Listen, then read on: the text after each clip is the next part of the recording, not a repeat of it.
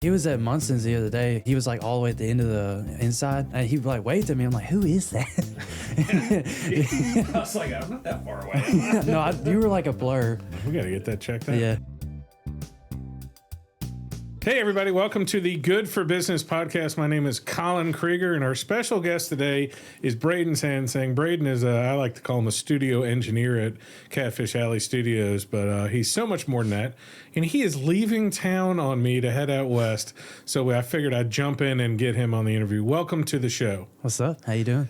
Doing pretty good, man. So you've edited all 40 episodes up till today. Yeah. And you just revealed to me that you kind of hard of hearing sometimes. I am actually. Which is awesome for somebody who's been editing. It explains headphones. a lot. It really explains a lot on the show that you haven't heard of. So tell people a little bit about yourself. Where you grew up here in town, or what do you do? Yeah. So I grew up in Greenville till I was 3, and then we moved here in Columbus when I was 3, of course. And since then, I've been a Columbus resident, and it's been good. Where'd you go to school here? New Hope. Okay. And what was your, we'll go back to talking about jobs. What was your first job? My first job was actually pressure washing with Dave and Martin. Yeah. I used to get on a lot of roofs with him, a lot of sweaty summers, and it was a lot of fun. You may have done my roof because David, he does soft washing, is what I call it, cleaning the, I don't know if people know, but that black stuff on your roof is like actually like bacteria, right? Is it algae or it's bacteria? Yeah. So the black stuff that's usually on one side of your roof is that, and he comes through, soft washes it, cleans it, and it makes the roof more supple and beautiful. And it looks good. He might have done 30, 40 houses for me and my clients. Okay, yeah. So I've ingested so much bleach, dude. That's good for you. Toughens you up. Yeah, it does. It helps. I've heard it affects your hearing too, but yeah, I'm not going to get into that. I think that's the water. Yeah, and so now tell everybody what you do here at Catfish Alley Studios and other places. So I'm mainly the arena studios, and I get hired out by Josh to do production and stuff. And so I'll have an artist come in and rent the studio out, and I'll basically record, mix, and master it, and just basically be a one-stop shop for them. And also now I'm leaving to Los Angeles, but before I was teaching lessons as well as that, but and also editing podcast. Yeah. So if somebody comes in here and they were just they can just sing or just want to play lead guitar, you play all the backup instruments? Yeah. I did a whole album like that. I did hire a guitar player because I knew I was going to overthink it. My friend Jake Browning, he did the country stuff, and I can play guitar, but sometimes when it comes to country, I overthink it, so I had to hire him out. But I did a whole album like that where he came in. And I did all the instruments except for guitar and bass and acoustic, and all the drums I did and everything, all the just random production stuff. And he came in at the end of me recording every single song. We did 10 songs and did a vocal session for an hour, and we got the song done just like that. The 10 songs was my first album deal, actually, this year in March. Yeah, it was a lot of fun. So let's start on how do you learn or start playing instruments? How did that come up? So I started learning. My dad played guitar in a Christian band in Greenville. So I kind of grew up seeing him play. And then I started playing in church. Actually, that's where I met Josh, was at New Journey. That's where our journey started, was that I used to work for New Journey as a worship leader and just kind of helping with the youth and stuff. I used to play in worship nights and stuff. And I would work alongside as an intern with Josh. And now we're here. Catfish Alley, still working together. But so is that how you learned to play guitar? Every instrument? I learned by ear. Your dad taught you on the piano? Well, he didn't. Me and him, like, he could not teach me stuff. We argued too much in a good way. But I mainly learned by ear. I did get some lessons, but it was just about chords and stuff. But the stuff I really learned how to play was by ear. Can you read music? I can read chords. You can read chords. Yeah, okay. like, the Christian, they'll have like that G chord, C chord, but I can't read like notes. I play it by ear. I'm always shocked at how many people, I've seen several big, huge guitar players that can't read music. And I heard they were interviewing Les Claypool from Primus, and Les Claypool can read and write music, but he was talking about his guitar player couldn't. And this guy's sold millions of albums and stuff, and he's like, we have to sit down and get somebody else to transcribe it.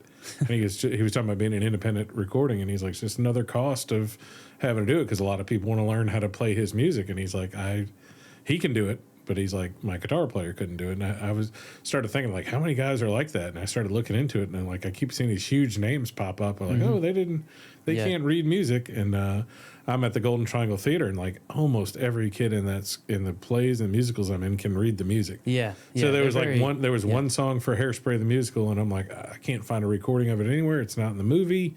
And then like they do it, and I have a part in it. And I'm like, I'm the second line, and I'm like, I've never heard. I don't even know how to look at the beat on this thing, you know? Yeah. Like I tried to figure it out, and I'm like, oh. And in hindsight, I didn't realize. One of them told me afterwards. He's like, now you can take your phone and scroll it over the music, and you could find an app that'll like try to sing it for you. I'm like, dear Lord, future's here. I feel like there's two ways to kind of like know music is with your brain and with your heart, and I'm like sort of in the middle, I guess. I try to use a lot more of my heart because I know that's really what moves people in a live setting and just songwriting and stuff. I do a lot of songwriting, but I feel like sometimes my brain has to shut off in order for me to actually make music that tries to, move people. But in some other cases, I'll have to turn my brain on and get to like the fancy stuff just to make it production-wise, to make it sound good. Yeah. Well, the first time I became wary, even right before I came here, was you recorded some stuff at Market Street 2 years ago, maybe. Mm-hmm. Yeah, no, and it was rocking, and I liked how the camera was going right. It was either there or Caledonia days, and I was like, man, this is cool. And I scrolled past it 5 or 6 times because I just thought, I was like, this is a commercial from some band or somebody I don't know. And then I eventually stopped. I'm like, oh, that's here in town, like because it looked real professional, and the camera's kind of moving off of you. I was like, man, this is groovy stuff. Yeah, that was Samson Dees. He's the guy. I always like when I hire or perform. I count the filmer as a band member, because I got to feed all the mouths that in my band, right? And the filmer is one of them because you got to get content, just like what you're doing here. You got to, and nowadays you got to be on social media. But yeah. So, what was the first time outside of the church you started playing live places? Yeah, it was. I feel like it was with Mason Honnell.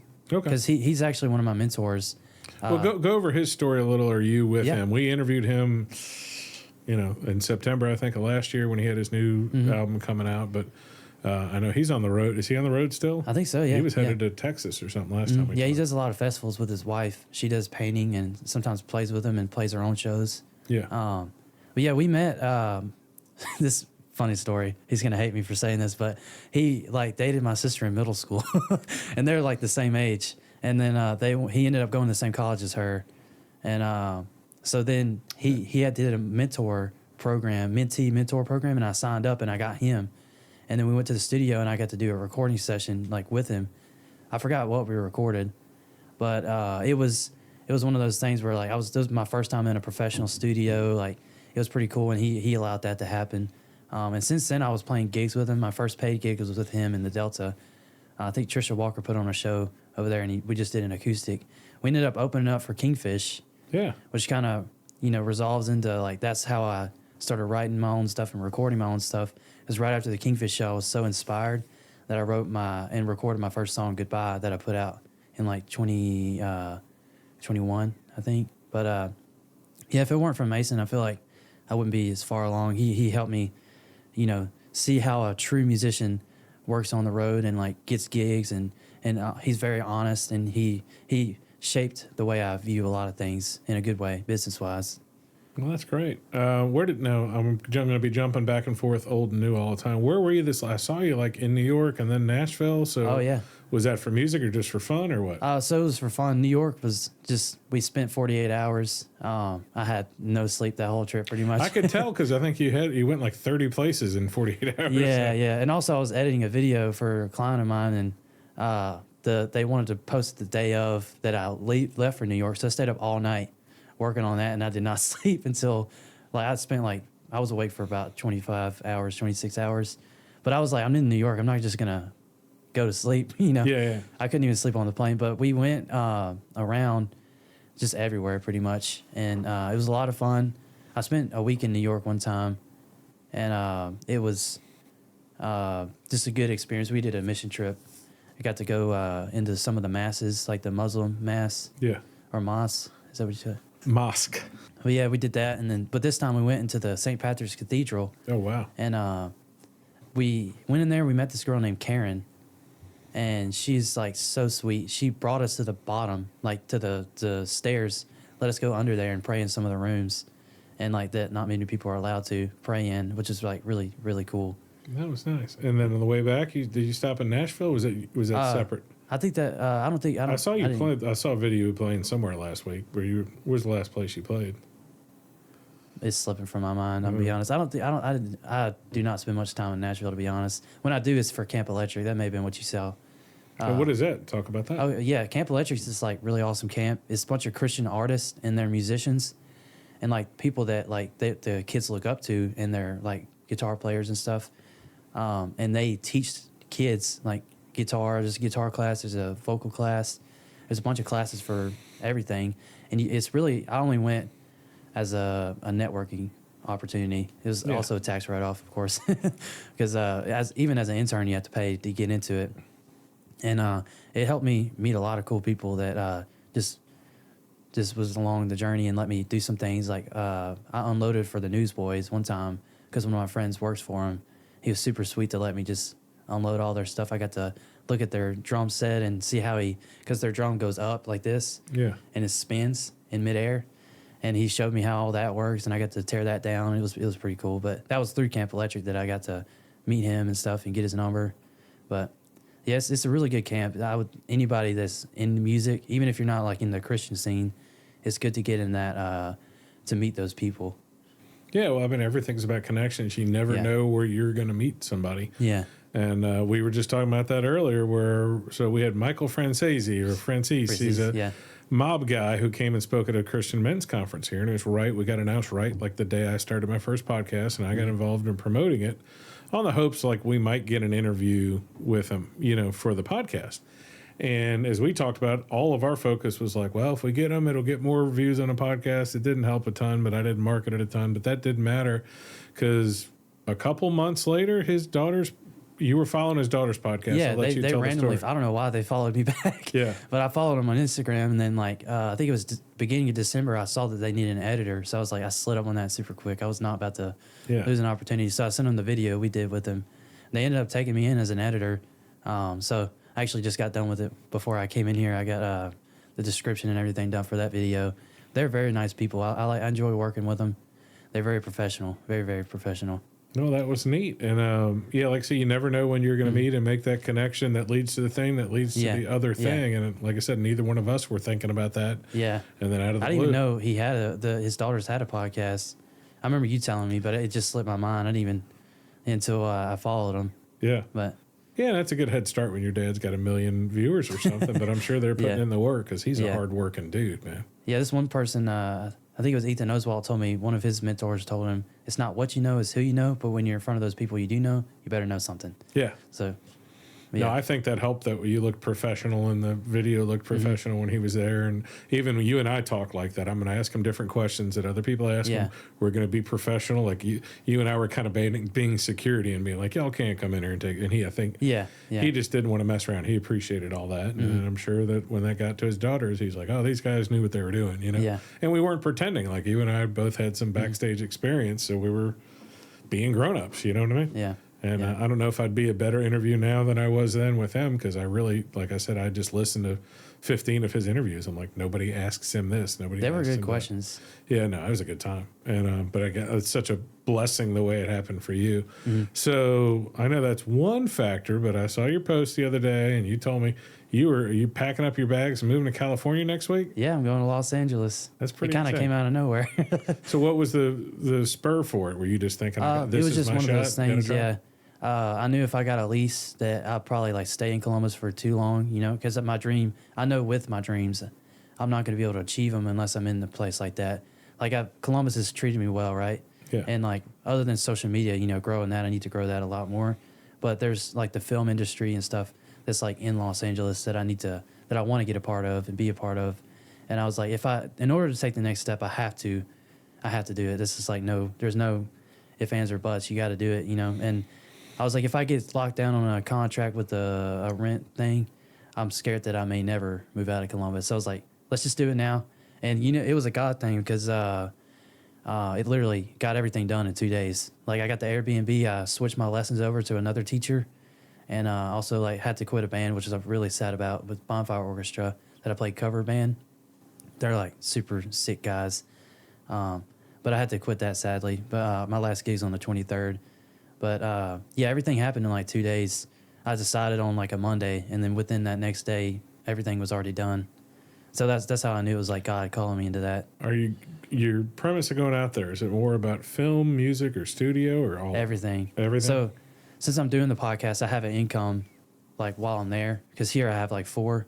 Over there, I'll have 1 until I build the rest of them. Yeah. And just being in a place like that, like there's a lot more people that are more devoted, I guess, because there's people that are devoted here within the music, but it's hard. It's like harder to find, you know. But over there, you can kind of pick them out. Well, it's sort of like Nashville and the songwriting thing. Like there's 50 guys who are incredibly talented are just playing at a bar. Yeah, yeah. And at least you can get to them and have a conversation, or you can run into somebody and be like, I know you're waiting tables, but they'll be like, actually, I'm an actor. And then you can be like, oh, you know, the production side's probably a little easier to get on than the acting side, at least from my experience of talking to people. But like, you got to be where the stuff's happening. And it's really either, unless you're going there or Canada or Atlanta, maybe.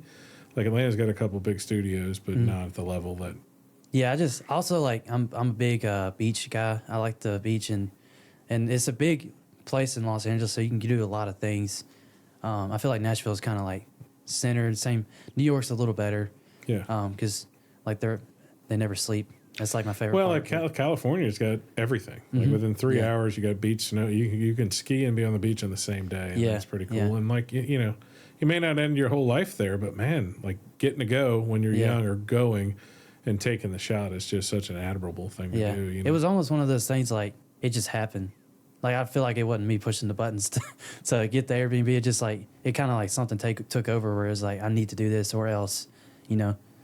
Right. Have you started looking for work out there already, or are you just kind of? I've already like planned out my weeks. So like the first part will be like editing podcasts and stuff. The last part will be just me going to events. The first week that I'll be there is actually Grammy week, and I'm a part of Grammy U, so I get in certain events for some Grammy parties. And I'm going to a master class, and it's like a party at one of the nighttime before the Grammys, February 1st. So hopefully I can maybe get into the Grammys one day, if one way or another. But well, especially if you're talking about getting into the business, and like, I mean, I'm sure part of you would love you want to be in a band and have a traveling musician and all that. But like, if you're trying to look for production people, being at the events of the guys setting up tents and setting up the mics and stuff, like talking to them when everybody else is trying to talk to the record label. Yeah, you know, they're gonna probably with your personality can make some incredible connections. You know, it's just treating them like human. You know, like they're human, and a lot of people just want things out of people instead of providing value in the first hand. You know, like a lot of people just take. They don't give at all, and that's why a lot of people just end up making bad. Now, a lot of the behind the scenes music stuff, or not music for film production, a lot of that stuff's like, is it union jobs? Is that correct? I think so. Yeah. I'm still new to like all the film stuff. That's why another reason why I'm moving up there, because it's going to force me to learn it. You know. Yeah, no, I can't think of any person I've told who isn't like, that's awesome. You know, at your age to go do it and give it a shot. Because most of the people when they get older in life, they're like, I could have done this. Or that's what I'm scared of. That's the reason I'm doing it, because I don't want to live 40 years like later and then be with my wife and like, man, I could have done this, and I want to be able to support my wife and not like say no to things that are God's like clearly putting in my life to do. That way I become successful, you know. Yeah, and then of course there's a million people that'll tell you don't go try it, you know, whatever, and that's usually their own fears kind of. I have to listen to my own intuition at that point, you know. A lot of people have told me a lot of things, not anything necessarily negative, but just like putting their box on me. Like, I'm not in that box. I've never been in a box since I was born. So you can be driving out there? Yeah. How's the drivability from where you're staying to like LA? It's 27. Oh, you talk about where I'm actually staying? Yeah, I know how long. It's actually 20 minutes from downtown. I think it's 30 minutes from like Glendale, which is some of my friends live in the valley, and it's 30 minutes from the beach. So it's kind of central. So you've got a few people out there already? Yeah. Nobody's going with you though, right? No, it's just me. But I have friends up there that, and since I'll be at the Grammy week, the first week, I'll be able to network and make friends. Like the first week I'm there, kind of keep it off with the pain. Make friends either way, so you know that's awesome. Well, let's go back to a little bit of your origin story. So, when did you start playing first in public at the church? How old were you? Because I remember 12. Mason telling me he was like 11 or 12 or something real crazy. Yeah, Yeah, I was 12 when I started playing drums for the church.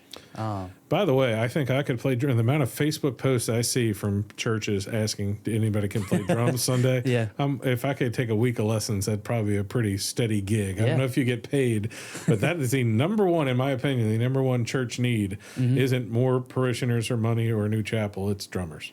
Yeah, 100%. I don't know if it's just that faith drumming is people don't think it's exciting or what. Yeah, it's very exciting. Sometimes they tell you to be quiet, but do they have you? I call it an aquarium. Do they have you behind glass? Yeah, they did. But most of the time they just tell me to be quiet. But and when I run sound, I turn everything up, everything, that way you can hear it. But yeah, I started in church, and that's actually kind of where my my first thing happened for me. I was on a mission trip. I think Josh was having one of his kids, so I had to lead worship for that whole mission trip. And that Wednesday, all of us kids snuck out to go do worship, and that's when I got saved. And I always tell people I got saved with a guitar in my hands, so I intend on using that to further the gospel and to further change within this world. But how are you? Have you have a plan for addressing that when you get to the heart of sin and the devil in Los Angeles? I actually. People are super welcoming over there. I spent a week there for another Grammy event, and then the one day I spent there, I spent a lot of money for one day for the American Idol finale with Colin. We got to go in there, but every time I go there, it's super nice, and the conversations I've had is very, very cool. Even if they don't agree, they're pretty nice about it and just open about anything. But he's talking about, is it Amory's own Colin style? Yeah, sure. Hatley, Amory, kind of. Hatley, Amory. So I see him around town all the time now. So. Yeah. He's the one that got me my biggest song. I got him in the studio. We met at Munson and Brothers at an open mic. Mason introduced us. I was like, dude, let's write something. So we wrote something, recorded it, and that was my biggest song I've ever had. It's almost 5 million on Spotify, 4.5, I think. Oh, there you go. So that's my biggest song. But if it weren't for him, that wouldn't have happened. And without him, I wouldn't have been able to be my first time to LA. And that's what made me fall in love with it. I got to get on the set of American Idol. In fact, we thought we had tickets to the set. We get there, me, Mason, his mom, and his brother. They're like, you don't have any tickets. We're like, what? We signed up. And they gave us 4 free pit tickets because Colin's mom came out there and talked him into it. And everybody was there. Jelly Roll, it was TLC, it was Lainey Wilson, Pitbull, which is my favorite. He opened the show up. It was pretty cool. But he's a showman in the true sense of the word.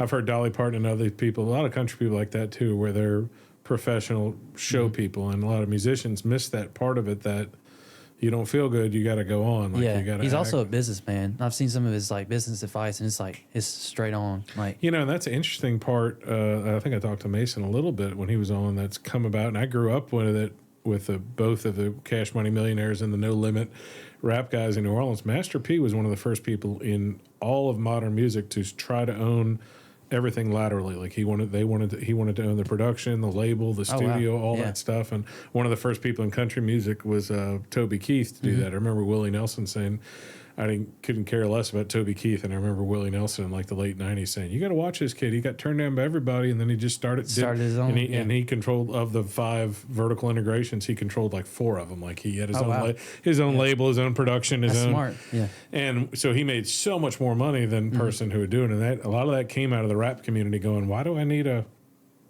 Especially with the internet now, why do I need a label, or why do I need it? Yeah, well, nowadays you need one to get to a certain level, but a lot of times it's better to go independent because you make all your money through that, because the record label is going to own all your masters. That's a lot of your money coming from streams and stuff, which nowadays musicians or artists, they make their money off of touring more than they do streams, because album sales were a lot more money than you could buy a house off a #1 album. Yeah. I'm not sure what you could do now with streaming. It's still good. It's still really good. Well, and part of that, Spotify and all that, is that the label's still taking 60-70% of the money. I have some friends in New Orleans that were songwriters back in the day, and they had one big hit, like you said, 2 million copies, and they're still riding off of that high. You know what I mean? Yeah. And, can you talk to the kids? And I know you're a kid, but a lot of the stuff that's gotten you where you are and where you're going to be, and is probably going to help you survive out there, is that you've signed up for these camps or for the Grammy thing. can you touch on things, those two camp, the electric thing in Nashville and the Grammy camp? Like, do you just look for stuff? Are you always out looking for them? Because I've met plenty of musicians who are focused on their music and then play at Munson Brothers and play at Rick's and play at Munson Brothers and play at Rick's and play at Munson, and they're just not. Yeah. They're not in the room meeting people. It's like, people say this all the time, it's 90% business, 10% music, and you have to have that mindset going into it, because if not, like, you're not going to make the connections, and you don't have the momentum if you're not, like, pushing that business. And I'm not, like, anywhere near, like, famous regarding, like, you know, followers and stuff, but I've gotten to work with a lot of people, and the reason I met those people is because I put myself out there and did the business of networking. I didn't have any connections when I started out, and a lot of times I would just go to open mic nights and listen to the artists, and if I was inspired, I was like, dude, let's go record something. And back then it was cheap enough where they couldn't say no. But and that would give me a chance to be inspired and continue networking. You just got to, like, meet people and be honest about your skill, of course, but also provide them value. And that's what a lot of people just misinterpret. It's like they want to just do music. It's like, you can't do that. Like, that's a hobby at that point. You got to make money from it. Like, you're not going to. That's why I started studio stuff, because I knew the first, like, at least 10 years of me being an artist, it would be rough if I didn't have another job. And I'm like, I don't want to do any other job except for music. So I started learning about recording and stuff. And that was that was the business part of it, you know. And that I treat that the same with the artistry. Is I treat it like I'm going to treat it 10 years from now. It's like, it's a business. Even though it's small right now, it's going to be big one day. So might as well, like, treat it with the same respect as it will be 10 years from now, you know? But yeah, that goes into a local famous person, Chase McGill, who writes songs up in Nashville. You know, he went up there, he swept the floors, and then, you know, his dad says every time somebody needed help songwriting, he's like, can I help? You know, like, he'd be there. He'd be in the room all night long and always writing stuff. Mm-hmm. It's just like when I used to play football, and my dad would always tell me to stay next to the coach, because somebody's gonna get hurt. They're gonna grab whoever's next there. to, and like, that's the same thing with this career. You got to be. That's why another reason why I'm moving to Los Angeles. You got to be within arm's reach. If you're not, they'll think about it, and then they'll not ask you because you're in Mississippi. Well, I mean, also, like, much like the you know, because I've heard people getting that call, like, can you come play this gig tomorrow? And you're like, I can't get out to California tomorrow. Or if you're playing, but I imagine that happens probably on every movie set every day. Mm-hmm.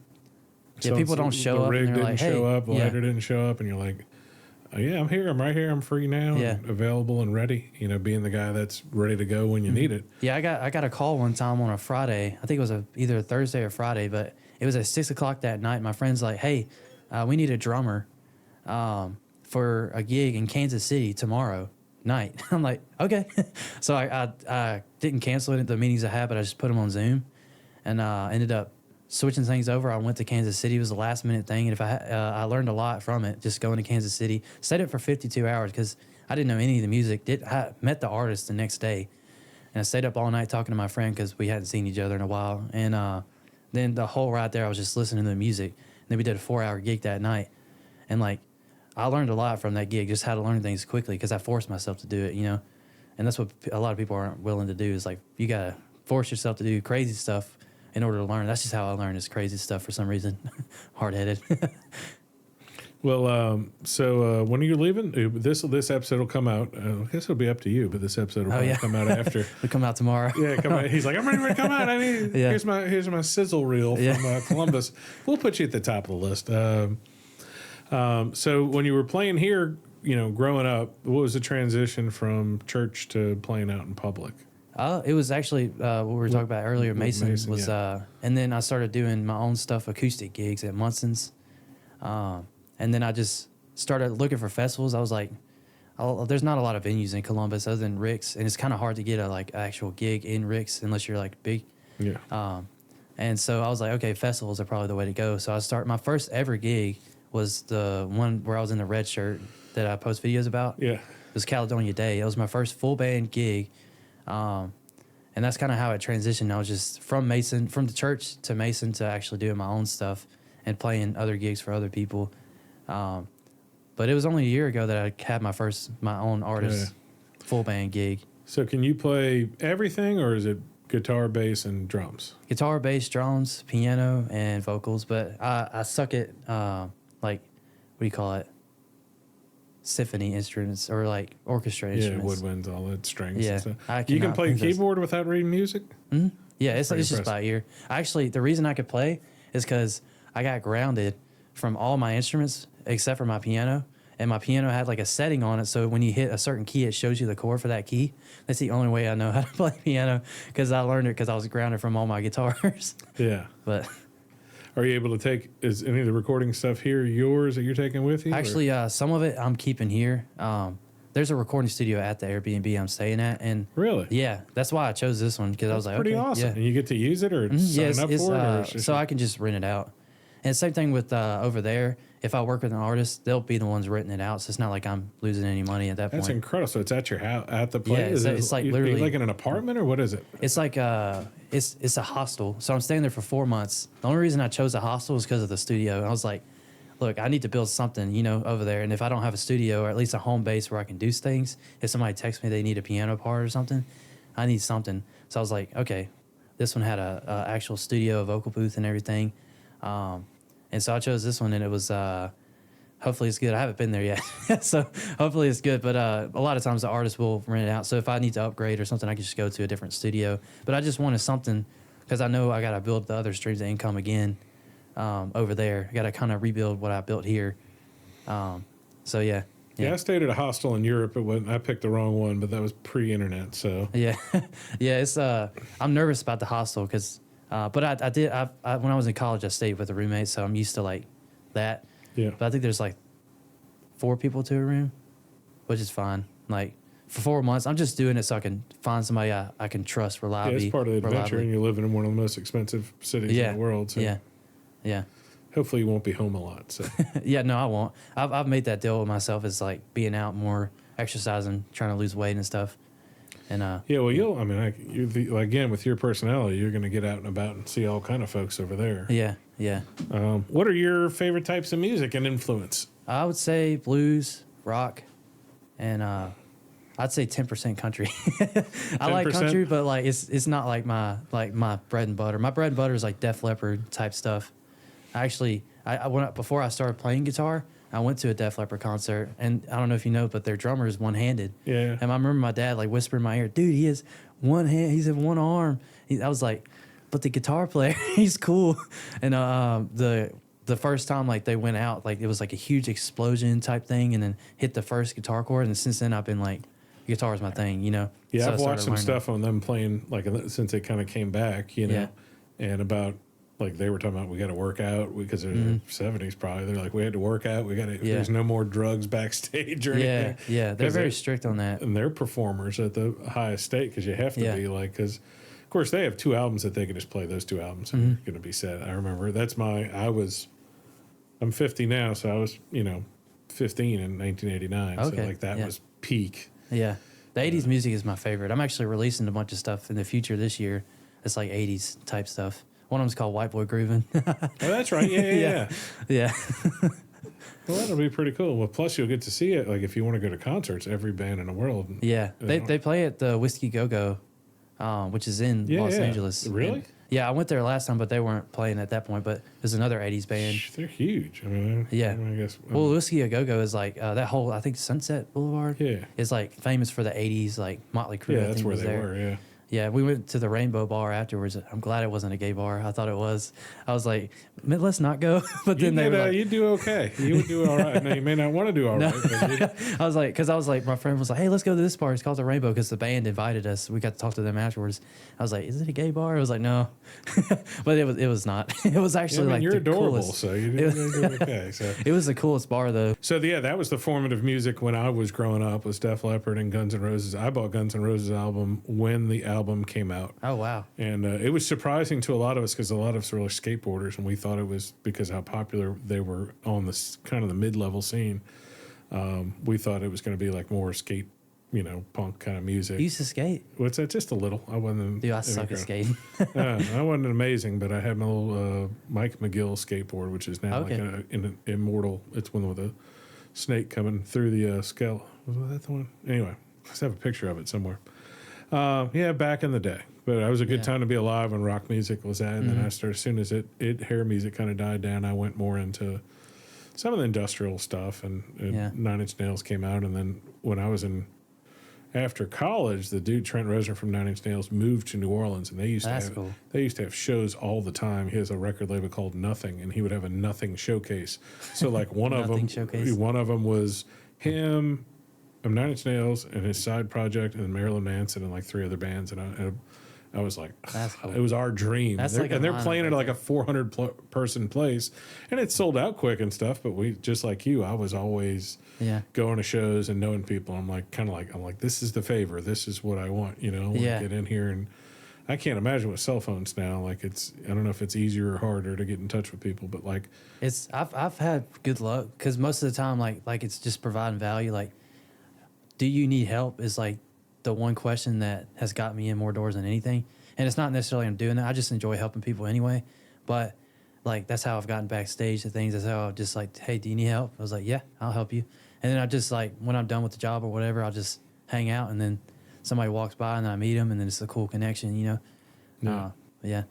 No, that's what all life about is. No different networking and backstage and music and stuff than anywhere else. And people want somebody who can help and isn't just trying to take from them. I can't imagine in the music business how many people are just, you know, I'll help you, and then 2 seconds later they try to wander off and get in somewhere. Yeah, so. I've done some like quote unquote sketchy stuff. Like at Camp Electric, there was one time I was backstage to help with some of the water, like just revamping some of the water and snacks and stuff.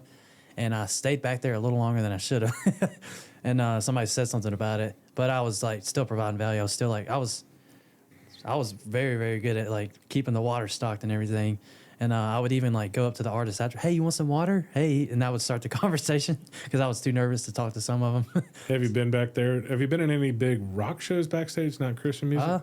So this is not really rock, but Kingfish. We opened up for Kingfish, and that was blues. A lot of stuff's around here is country. That's why another reason why I'm trying to move to Los Angeles. A lot of rock stuff, metal over there. And I'll be able to, that's like my vibe, and that's what I enjoy the most. So I'll be able to actually get into those things. The good part, too, is that you're coming into the last 10 years of a lot of bands like Motley Crue and Guns N' Roses that are touring now and cashing in. Yeah. They're not going to last forever. You know what I mean? And so that's kind of neat. Like you might could see AC/DC or those sort of stuff come through. There's a lot of modern rock stuff now that's pretty hard stuff. I think we talked about one time that I was thrilled to death, like in 2007 or 8, probably 7, that I came across like Avenged Sevenfold, because I kind of thought of them as like Guns N' Roses. I'm like, and it's been a little different since the drummer was incredible. I mean, you talk about somebody leading a band from the drums, but they're rock. You know what I mean? Like there's nothing, they're not they've done some progressive stuff and some pure metal stuff, but like they're just rock, and they got nicknames and all this goofy stuff. You know, like I like that. Like I love their 4 or 5 albums in the middle of their run. I haven't listened to the recent stuff, but I feel like the rock stuff, it goes really good live, and that's why you see in the charts sometimes like live music charts is like the rock is the one that's like spending the most money. Like more people are going to that just because it's heavy vibe. But I recently started working with this band like last year called Collective Dust, and they've been gotten pretty good on Instagram follower wise, and they're just like they're very Christian. It's a Christian metal band, so they're very like they're actually Christian. You know, there's some people that say they are in the industry. Don't talk about Creed that way. Don't talk about Creed. Aren't they coming back? You know what I mean? You can't upset anybody. I thought they were coming back and doing shows. I love that band, bro. Yeah. I hope I get to see them live, but yeah, they that was like my first metal art, project I've ever worked with, and they blew it out of the water with it. Yeah. And there's Christian metal, right? That's what they are. Yeah. Okay. Yeah. They're like Christian. They call it crabcore, which I don't know the difference between all the like cores. I just listen. but yeah, I opened up for them a lot. I've opened up for them twice. We released a song together, actually, Rise Up. It's like the most metal song I've ever released, but it's got them screaming on it. It's pretty cool. Somebody mentioned this on a podcast the other day. Is it 21 Pilots or a band that they're pretty much Christian music, but nobody knows? But it's not. Yeah, not at all. Like you wouldn't think so, but they are. I've heard. Yeah. Yeah, like well, there was a while. There was a while after Creed, and I think South Park famously mocked it, where like bands were just becoming. Yeah. Like so, you're familiar with South Park, right? Mm-hmm. It's been 30 years. So the Cartman kid gets 2 of the other guys together, and he just changes the name to like 20 favorite songs to Jesus. So he's like, I want to dance with you, Jesus, on the beach. I want to dance with you all night long. And then he gets signed by a Christian rock band and gets really huge. And all he did was throw Jesus in like 30 different old songs. I'm like, it happened for a while. It may still be happening, but and I thought about going into the Christian industry at one point, but I like making blues music, rock music, which can still be like Christian, but kind of like what 21 Pilots says. I like to keep it, because when you say you're a pastor, you say you're a Christian artist or something, a lot of times that wall will be put up and you won't be able to get past it because they just think you're horrible because of past and I've read stuff. I mean, there as much abuse as there was from of black artists in the 60s and stuff. There's a ton of like sign here, and you're on Christian rock and you're not making any money, but somebody else is, know, and then you can't kind of leave because you get black. Like you said, if you have a rock band and it doesn't work out or a company screws you over and you go through 10 years, get through your contract, and then you become Christian music, you're fine. Yeah. But you do the opposite, people are going to be like, oh, that's that Christian guy trying to, like when Garth Brooks dressed weird for a couple of years. And what was his alternate personality, Garth Brooks? I forget. I remember it was a big deal when I was a kid because like he, Chris Gaines, that's what he called himself. Yeah. And he did like, played a completely different style of like modern music. And everybody's like, what are you doing? Yeah. You know? I saw my daughter and I went to see Jason Isbell open for him. Who's the Pink Skies guy, the country music guy? I don't know. I know who Jason Isbell is. No. He wrote Cover Me Up, right? Yeah. Oh, he's huge. He's like really good songwriter. Zach Bryan. Oh, yeah. So Zach Bryan, I had no idea he was that huge. I never listened to country music really. And I knew like 7 of his songs. We went to the Superdome. And I remember him saying, he's like, I have no idea why Jason Isbell is opening for me. Yeah, he's a legend, bro. Yeah, and then Zach put on the 2.5-hour show that blew my socks off. And that's the entertainer part is like, I don't know most of the songs. But if I can go to your show, and he was just, no gimmicks. I mean, TV screen behind him, but like I was leaving going, that was just, as somebody who's been to hundreds and hundreds of concerts, like that was just unbelievable. That sets people apart. That's what I'm trying to like get better at is doing the live performance, like, instead of just playing guitar, it's like actually putting effort into it, like moving and stuff. I saw it was about 20 minutes of another documentary, but it was Bruce Dickinson from Iron Maiden, you know, and he's little bitty. And he was talking about how you have to stand on the thing and be as big as you can. Yeah, that. That's what I don't know about his music, but he blew up since the Ozzy Osbourne thing. Youngblood. Yeah. So, like, he is a showman. Oh, 100%. And he's confident. His social media, I stole some of his social media stuff. He does a day in the life of thing like that I've done a couple times. And that's all it is. He's like, woke up this morning, went in here. And of course, his might be slightly more interesting than me feeding my dogs. But that's how I felt. I was like, man, this dude's a young guy. He seems talented and he's consistent. And he's same thing. He met Ozzy and didn't try to use him for something, was just gracious. And it was well documented. It was before Ozzy got really sick. And he was just gracious about him and just said whatever. And anything I can never do for you, Bo. And he played at his concert. And then like, just like with a mobster guy, 9 months later, Ozzy gets sick, and then the last show, they just remembered, and they're like, hey, why don't you do this? And he's like, well, can I sing this song? And he sung the biggest song, and everything was lined up right for him, you know? That's like a lot of the mindset you have to have just in this industry, is because a lot of people are trying to use a lot of the big artists, is just treat them like people and be family with them. Like that's how the music industry is. It's just one big family. Everybody knows everybody. And if you end up like being rude or like being just a horrible person, you're just going to get sort of blackballed, you know.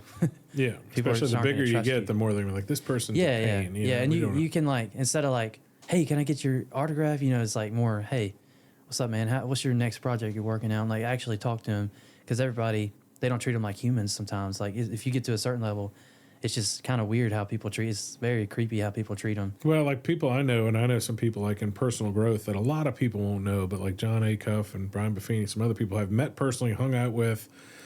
I don't say I know somebody like, so I walked up. So like 5 years ago, Gary Vee would have remembered me. Now he probably wouldn't. But like the John Acuffs, who's as big as he is, but in personal growth, like I can call him. Like I can call him with some notice and be like, can I call you in a minute and ask him? And he signed a book for Yakov last year. And like, but I mean, the same thing. The first time I met him in a conference, he was literally waiting in line, and it was a pizza conference, but he was a motivational speaker, so nobody knew who he was there. It was for Papa John's Pizza. And so like I just talked to him. I said, I appreciate your book. He grew up with Dave Ramsey. And writing books. His blog was Things Christians Like. and it was like goofy things that Christian people in churches love and that sort of stuff.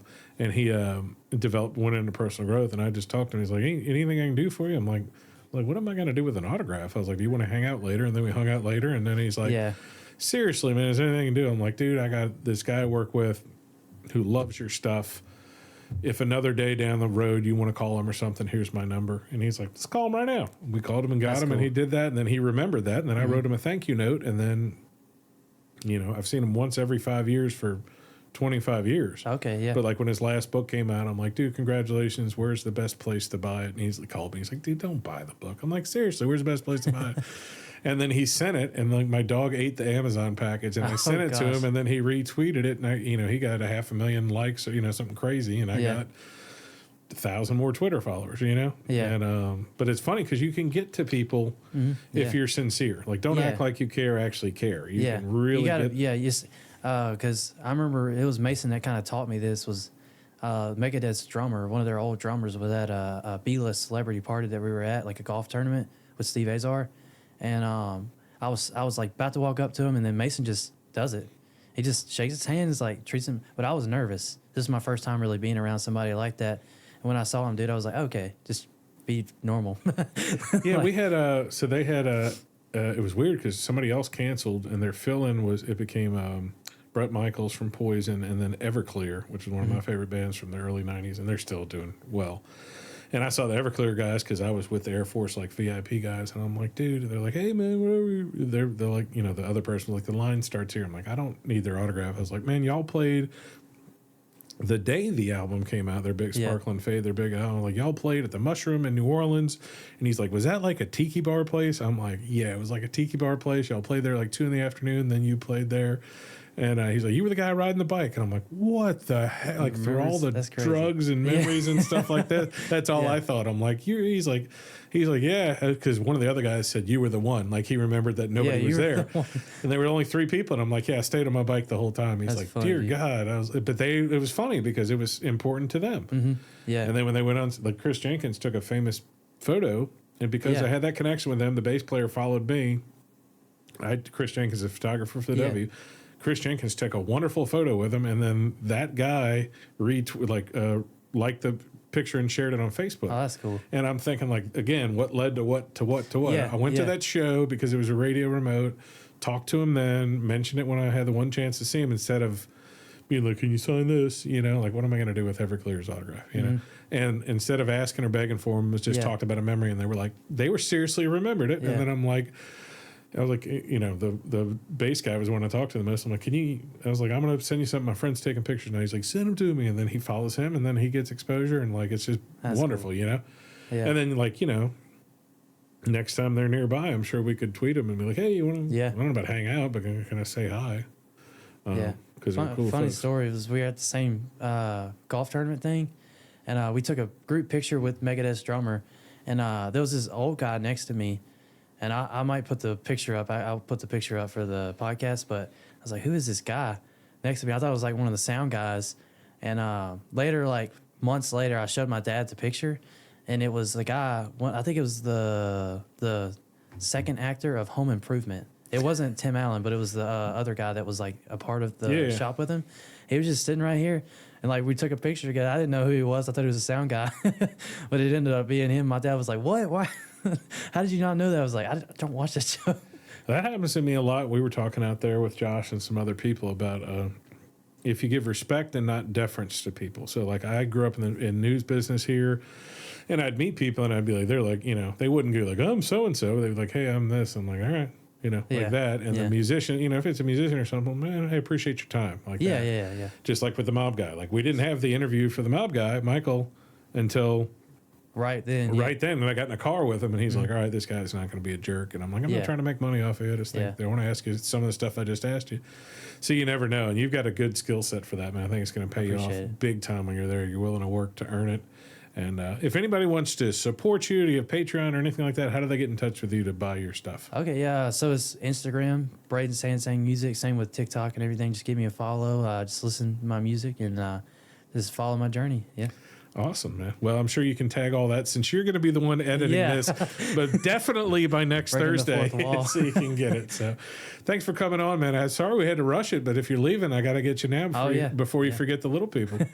So thanks for coming on, man. Thank you, man. I appreciate it. Hey, guys. Thanks for listening to the podcast. My name is Colin Krieger, and my day job is real estate. If you're looking to buy or sell, I'd love to talk to you. Or if you just want to sit and talk real estate in a no-pressure situation, I'd love to help you. I work with RE/MAX Partners in Starkville, Columbus, and West Point, Mississippi. I can help you find an agent anywhere in Mississippi or anywhere in the country. Just reach out to our office at 662-327-7705 or find me anywhere when you type in 662-329-SOLD.